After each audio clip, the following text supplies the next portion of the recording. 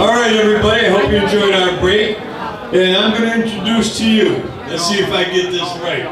Andrew Wdowiak is an immigrant from Poland, and he has a background in journalism and sports medicine, and he came here in the early 80s. So he's going to tell us what's going on with it. Andrew, you got it. Thank you.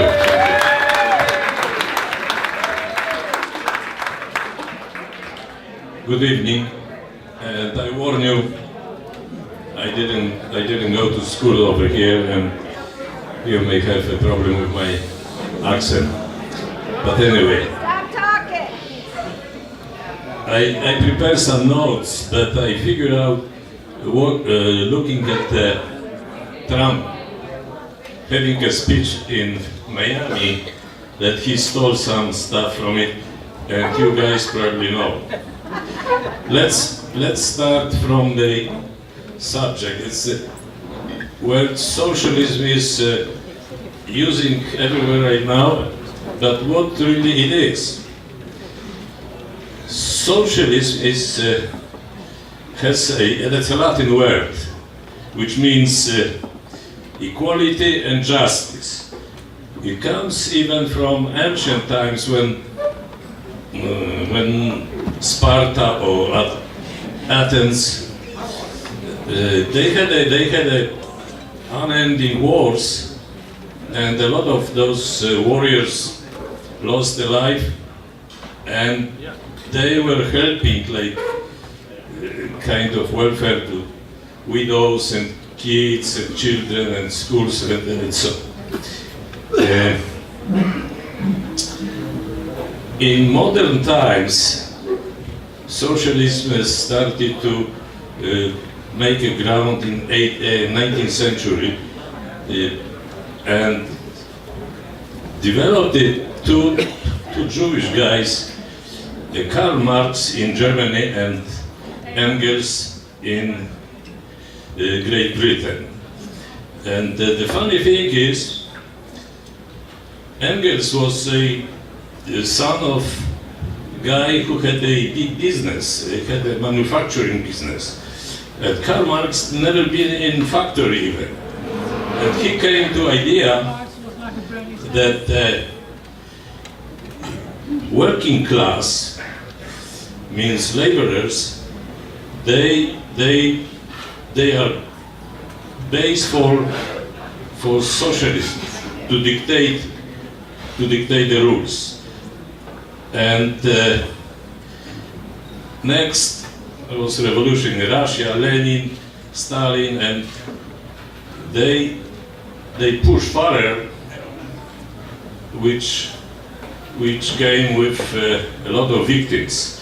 Like we have the situation in Venezuela right now, when Maduro doesn't let the food from USA to come to the country.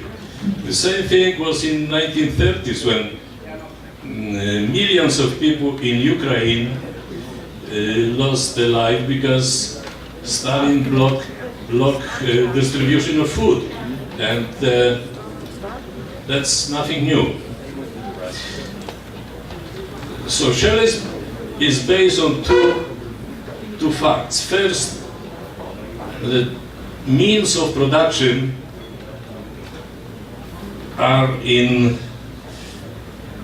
belong to everybody, means to the country, to government. And government has a central planning. How it looks, central planning.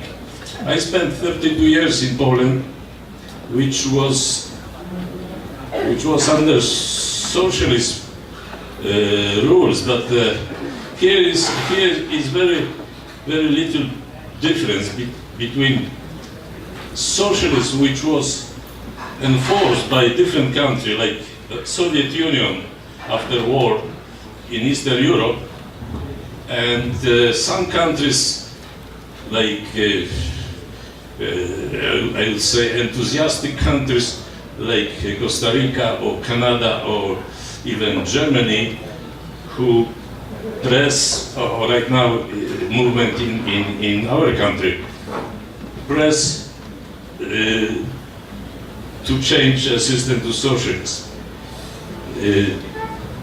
Like in Germany, we have a private property, but in fact it's not private because they have a lease for 99 years. If someone has a home, after 99 years, you have to renew the lease, pay some money because the land doesn't belong to him. He's only building, and that's a base. The production, huge manufacturing. Like in Poland, they built a huge steel manufacturers, mining, whatever. Everything was on a grand scale. No private business. Means it was private business in Poland because the guy who was in charge, he was from poor peasant family, and he understood that if they make a collective farming, there would be completely collapse, there would be hunger. And this way somehow was food, but the other means everything is regulated and distributed by country. Everyone over here can have a passport and travel wherever. In a socialistic system, you can have a passport, but the passport is let's say over here, in local police station, right? And whenever you want to go somewhere, you have to fill up application, they check your name, compared to this point system, and so, and you can go or not. And mostly you cannot go. That's how it worked over there. And when I work in newspaper, it was kind of losing up when Solidarity started. We had a lot of letters from people who place complaints about the traveling passports and so on. And when I took the subject to the paper, they explained that most of denials is based on the fact that people don't pay alimonies, they don't have enough. Oh, that's fine. It means to guarantee their return to the country.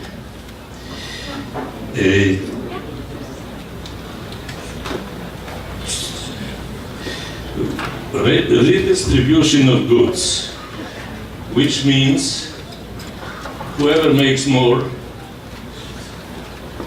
gives it to the common bank or whatever it is, and someone is distributing. That's a utopia, which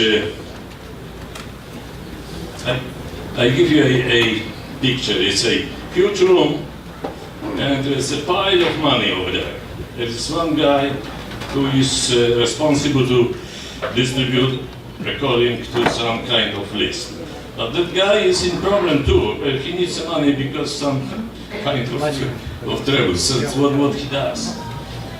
When he has the opportunity to steal it, he steals it. That thing creates a class which is above and run the whole business. That's a business. One side is theory, the other side is practice. for practice, that's a human nature. Because people try to make it different, but they cannot make different. It's no freedom. It's no private initiative. You cannot have a business that hire the people. You have to fulfill some requirements. And if you start a pizza business, let's say, you need a lot of paperwork to do. And finally, if they give you, it's like they trust you and they count on you, and you feel like you are already halfway on their side. That's ruin a people. What do I have here more?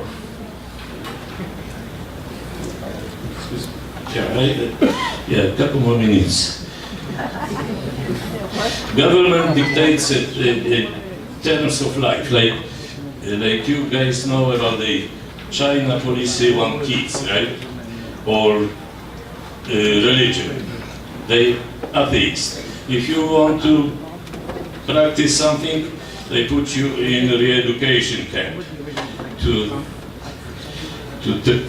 teach you what they want. Media. With media, we have a situation which is very similar like in USA right now. Media are a tool of government. We have opposite over here, which means they are media already prepared for socialism. Some countries go enthusiastically to that system, and I don't know if we can stop the movement, but I tell you about Bernie Sanders. Bernie Sanders wants to be a candidate for independence, what is insult for every independent. He's from Vermont, and people in Vermont for years, they try to put the socialistic agenda in life.